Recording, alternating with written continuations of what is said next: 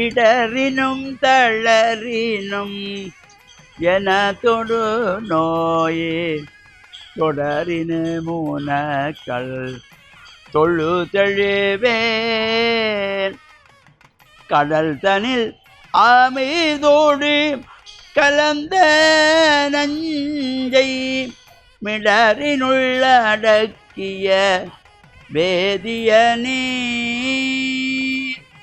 இதுவோ எமையாளுமாறு ஈவதொன்றமர்க்கில்லையே அதுவோ உனதின் அருள் ஆவடி துறை அரணி.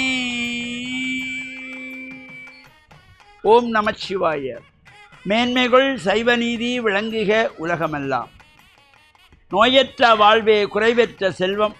அந்த நோய் நொடி இல்லாத வாழ்வு இந்த உலக மக்கள் எல்லோரும் வாழ வேண்டும் என்று கலியுகத்தின் காந்தமலை ஜோதியாகிய சபரிமலை சுவாமி ஐயப்பனுடைய பரிபூர்ணமான திருவருள் உலக மக்கள் எல்லோருக்கும் கிடைக்க வேண்டும் என்று பிரார்த்தித்து டான் தமிழொலி ஓம் தொலைக்காட்சி நேயர்கள் அனைவருக்கும் சர்வதேச இந்து மத குறிப்பீடம் அகில இலங்கை சபரிமலை சாஸ்தாபுரத்தின் சார்பில் இனிய வணக்கங்களும் நல்லாசிகளும். இன்றும் மங்களகரமான குரோதி வருஷம் மார்கழி மாதம் 27ஆம் நாள் 11/1/2025 சனிக்கிழமை. இன்று மலர்ந்திருக்கின்ற இன்றைய பொழுதும் நம் எல்லோருடைய வாழ்விலும் எல்லா விதமான சிறப்புகளும் வெற்றிகளும் கிடைக்க வேண்டும் என்று இறைவனை பிரார்த்தித்து இன்று மந்த வாரம் என்று போற்றப்படுகின்ற சனிக்கிழமை. பொதுவாக சுபகாரியங்கள் எதுவுமே சனிக்கிழமைகளிலே செய்யக்கூடாது. இறை வழிபாடுகள் சனீஸ்வர பகவானுடைய வழிபாடுகளுக்கு உரியது, ஐயப்ப சுவாமியினுடைய வழிபாட்டுக்குரியது. இந்த மந்தவாரம் என்கின்ற சனிக்கிழமையிலே சுபகாரியங்கள் செய்யவே கூடாது. எந்த காரணம் கொண்டு நாம் செய்யக்கூடாது. இப்போ பொதுவாக நாம் எல்லாம் ஒரு முகூர்த்தம் எடுக்க செல்லுகின்ற பொழுது ஒரு சோதரிடத்திலே அல்லது ஆலயத்திலுள்ள குருமாரிட்டே நாம் இந்த ஒரு கல்யாணத்துக்கு நாள் பார்க்க வேண்டும், வீடு குடிகளுக்கு நாள் பார்க்க வேண்டும் என்றால் போனவுடனே நாம் எல்லாம் சொல்லுவது என்ன? லீவு நாளாக பாருங்கள், ஒரு சனிக்கிழமையாக பாருங்கள். அப்போ ஞாயிற்றுக்கிழமை லீவு அவங்களுக்கு கஷ்டமில்லாமல் வந்து நின்று போகிறதுக்கு வசதியாக இருக்கும் என்று நினைக்கிறோமே தவிர அன்றைய நாளிலே எந்த சுபகாரியங்களும் செய்யக்கூடாது என்பதனை யாரும் அதனை சிந்திப்பதில்லை. சனிக்கிழமையில் எந்த காரியம் தொடங்கினாலும் அது உருப்படாது, எந்த காரியத்தை செய்தாலும் அது விருத்தியாகாது. தெய்வ வழிபாடுகள் மந்தவாரம் என்று அதுக்கு பெயர், மந்த நிலையிலே வைத்துக்கொள்ளக்கூடியது. அதனாலே தான் தமிழ் மூதாட்டி ஔவை அழகாக சொன்னாள், அறம் செய்ய விரும்பு என்று ஆரம்பித்து 60 சினம் என்று சொல்லிக்கொண்டே வந்து சனி நீராடு. இந்த சனிக்கிழமையிலே எண்ணெய் வைத்து தலைக்கு முழுகச் சொன்னார். அந்த சனிக்கிழமையிலே எண்ணெய் தேய்த்து நாணம் செய்கின்ற பொழுது உடல் ரீதியான உஷ்ணங்களெல்லாம் குறைந்து நாம் சனீஸ்வர பகவானையும் வழிபட்டு காக்கைக்கு எள்ளிச்சாதம் வைத்து சனீஸ்வர பகவானுக்கு நைவேத்தியம் செய்யப்பட்டதாக அந்த எள்ளிச்சாதத்தை காக்கைக்கு உணவாக கொடுக்கின்ற ஒரு சிறப்பு இவ்வாறு சிறப்புக்கூடியதாக அமைந்திருப்பது. இப்பொழுது சபரிமலை சுவாமி ஐயப்பனுடைய இந்த விரத அனுஷ்டானத்திலே அனைத்து சுவாமிகளும் சபரிமலை யாத்திரையிலே தங்களை அர்ப்பணித்த வண்ணம் இருக்கின்றார்கள். காடுமலை கடந்து 48 மைல்கள் கடுமையான கஷ்டங்களுக்கு மத்தியிலே இந்த விரத அனுஷ்டானத்திலே இருந்து கொண்டிருக்கின்றார்கள். அவ்வாறு செல்லுகின்ற பொழுது காற்றுக்குள்ளே இருக்கின்ற கல்லு முள்ளு எல்லாம் குத்தாமல் தங்களுக்கு மெத்தையாக அமையும் என்று பாடல் பாடிக்கொள்வார்கள்.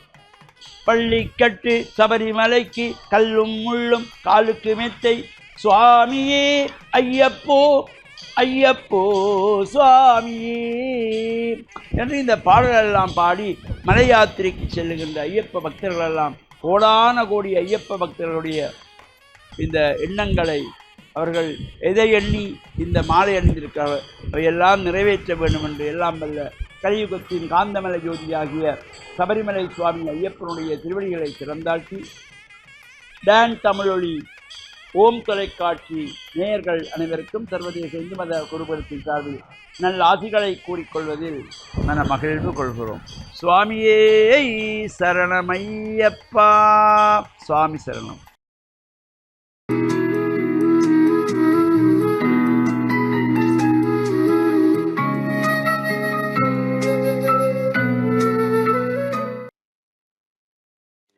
இறை இயேசுவில் என் அன்பு நெஞ்சங்களே, கிறிஸ்தவ நற்சிந்தனை வேளையில் உங்களை சந்திப்பதிலே எனக்கு மிக்க மகிழ்ச்சி. ஆண்டவர் இயேசுவின் அன்பும் அருளும் உங்கள் அனைவரோடும் இருப்பதாக. டாக்டர் பிராக்கட் என்று அழைக்கப்படுகின்ற ஒரு வைத்தியர் வீதியிலே அவருடைய அலுவலகம் இருந்தது. அந்த வீதியில் அவருடைய அலுவலகம் மேல் மாடியில் இருந்ததனால் டாக்டர் பிராக்கட் ஆஃபீஸ் அப்ஸ்டேர்ஸ் என்று எழுதப்பட்டிருந்தது. அவருடைய அலுவலகம் மேல் மாடியில் என்று ஒரு அறிமுக பலகை அங்கு கீழ் மாடியிலே வைக்கப்பட்டிருந்தது. இந்த வைத்தியருடைய பணி எப்படிப்பட்டது என்று சொன்னால், எல்லோருக்கும் அவர் இலவசமாக பணியாற்றுகின்ற ஒரு நல்ல மனிதர். எல்லோரையும் தன்னுடைய இந்த சிகிச்சை முறையிலே ஈடுபடுத்துகின்ற பொழுது அன்போடும் பண்போடும் பணிவோடும் அவர் வாழ்வார். இப்படி இந்த வைத்தியருடைய வாழ்க்கை பல வருடங்களாக சேவை மனப்பான்மையோடு பெரிதாக அவர் இந்த உலகத்திலே செய்ய வேண்டும் என்ற எண்ணம் அல்லாது, எல்லோருக்கும் தன்னுடைய ஒரு தாழ்மையான தாராள சிந்தையுள்ள ஒரு நல்ல தூய்மையான உறவை அவர் ஏற்படுத்தி அவர்களுக்கு நன்மை செய்து வந்தார். இது பெரியதொராக இந்த உலகத்திலே அவர்களுக்கு தெரியவில்லை. மக்கள் அவருக்கு பெரிய விளம்பரம் போட்டு அவருடைய சாதனைகளை பற்றி அவர்கள் பெரிதாக அலட்டிக் கொள்ளவில்லை. ஆனால் காலப்போக்கிலே இந்த வைத்தியர் இறந்து விட்டார். இந்த வைத்தியருடைய இறப்பில் அவருடைய அந்த இறப்பிலே கலந்து பிரியாவிடை கூற வந்த மக்கள் எல்லோரும் அவருடைய அலுவலகத்திற்கு முன்பாக போடப்பட்டிருந்த டாக்டர் பிராக்கட் ஆஃபீஸ் அப்ஸ்டேர்ஸ் என்ற அந்த பலகையை எடுத்து சென்று அவருடைய சமாதியிலே, கல்லறையிலே அவர்கள் வைத்தார்கள். அவருடைய வாழ்க்கையினுடைய ஒரு பெரும் கனவை அங்கு பிரதிபலிக்கின்றதாக அமைந்திருந்தது. காரணம் என்னவென்றால், அவர் ஒரு வைத்தியராக இருந்தார். அவருடைய வாழ்வு விண்ணகத்தை நோக்கிய ஒரு பயணமாக அமைந்திருந்தது என்பதை மக்கள் புரிந்து கொண்டார்கள். நூற்றுக்கணக்காக அவர்களுடைய சேவையை பெற்ற மனிதர்கள் வந்து அவருடைய வாழ்க்கைக்கு பொருத்தமான ஒரு கூற்று இங்கு இருக்கின்றது என்று சொல்லி பாராட்டினார்கள்.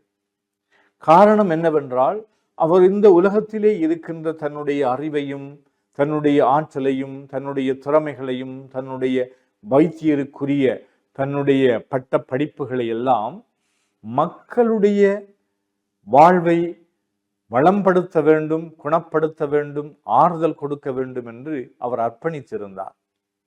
அதனால் அவருடைய வாழ்க்கையில் அவர் எப்பொழுதுமே இந்த அப்ஸ்டேர்ஸ் என்று சொல்லப்படுகின்ற விண்ணகத்தை நோக்கி பயணித்துக் கொண்டிருந்தது. அதனால் அவருடைய வாழ்க்கையினுடைய ஒரு பெரும் கோட்பாடாக, அவருடைய வாழ்க்கையினுடைய கனவுகளை பிரதிபலிப்பதாக, அவருடைய வாழ்க்கையில் அவர் ஒரு நிறைவை அடைந்து விட்டார் என்று சொல்லக்கூடிய அளவிற்கு அவருடைய வாழ்வு விண்ணகத்தை நோக்கிய ஒரு பயணமாக இருந்தது என்று மக்கள் இனம் கண்டு கொண்டார்கள். எங்களுடைய வாழ்வினுடைய இந்த பயணத்தில் இறுதியிலே மக்கள் எதை அங்கீகரிக்கப் போகின்றார்கள் என்று நானும் நீங்களும் நினைக்கின்றோம். என்னை பற்றி உங்கள் ஒவ்வொருவரை பற்றியும் இந்த சமுதாயம் எப்படிப்பட்ட ஒரு கூற்றை எங்களுக்கு கொடுத்து எங்களுக்கு இறுதி மரியாதையாக அஞ்சலியாக அதை தெரிவிக்க முடியும் என்று நாங்கள் நம்புகின்றோமோ அதற்கு ஏற்ப எங்களுடைய வாழ்வையும் நாங்கள் அமைத்து கொள்ள இந்த இறைவன் எங்கள் அனைவருக்கும் அருள் தர வேண்டும் என்று மன்றாடி நிற்கின்றேன். ஆமீன்.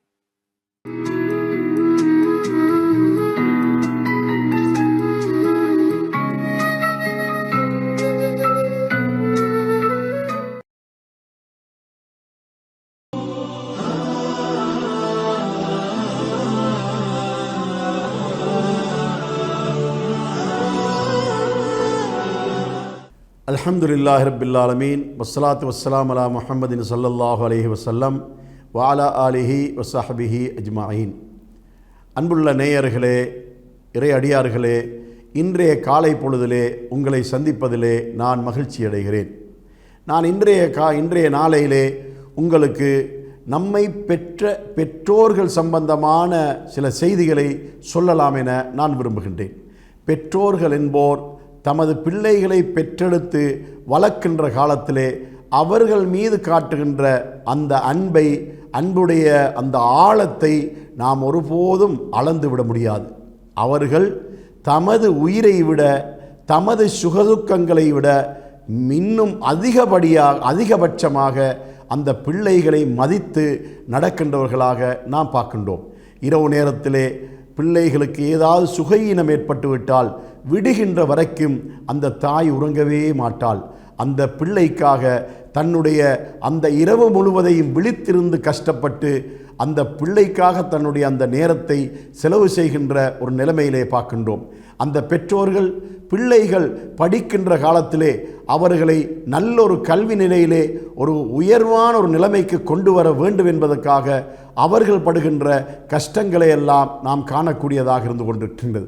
பொருளாதார ரீதியாக அந்த பிள்ளைகளுக்கு எந்த வகையிலே உதவி செய்ய முடியுமோ அவைகளையெல்லாம் செய்வதிலே அந்த பெற்றோர்கள் கூடுதலாக கவனம் செலுத்துகின்றவர்களாக இருந்து கொண்டிருக்கின்றார்கள்.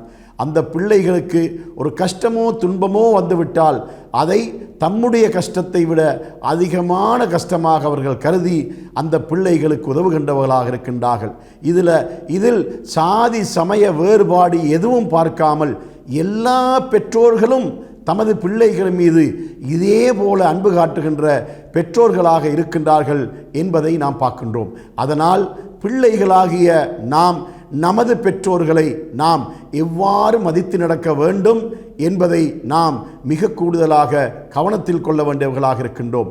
அவர்கள் நல்ல ஆரோக்கியமாக இருக்கின்ற போது அவர்களுக்கு நாம் செய்கின்ற உதவி இருக்கின்றதே, அந்த உதவியை விட, அந்த உபகாரத்தை விட, அந்த சேவைகளை விட அவர்கள் முதிய வயதை அடைந்து விட்டது நேரத்தில்தான் அவர்களுக்கு நாம் கூடுதலாக சேவை செய்கின்ற சேவையாளர்களாக இருக்க வேண்டும்.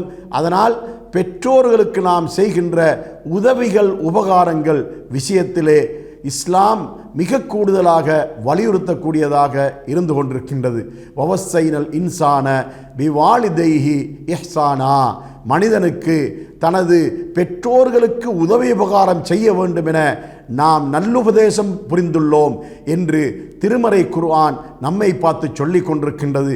அதனால் பெற்றோர்களை நாம், அதாவது இறைவனை மதிக்கின்ற அந்த மதிப்புக்கு அடுத்த கட்டமாக பெற்றோரை மதிக்கின்றவர்களாக நாம் இருக்க வேண்டும் என்பதை இந்த காலை பொழுதிலே நான் உங்களுக்கு கூறி, பெற்றோர்களை கண்டால் அவர்களுடைய முகத்தை பார்த்து நீங்கள் மகிழ்ச்சிகரமாக புன்முறுவலாக அவர்களை பார்க்க வேண்டும்.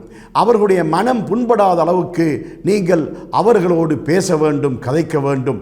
இத்தகைய நல்ல பழக்கமுடையவர்களாக, நல்ல பண்புள்ளவர்களாக இறைவன் நம்மை ஆக்கி அருள்வானாக. வ ஆகிரு தஅவானா அனில் ஹம்துலில்லாஹி ரப்பில் ஆலமீன்.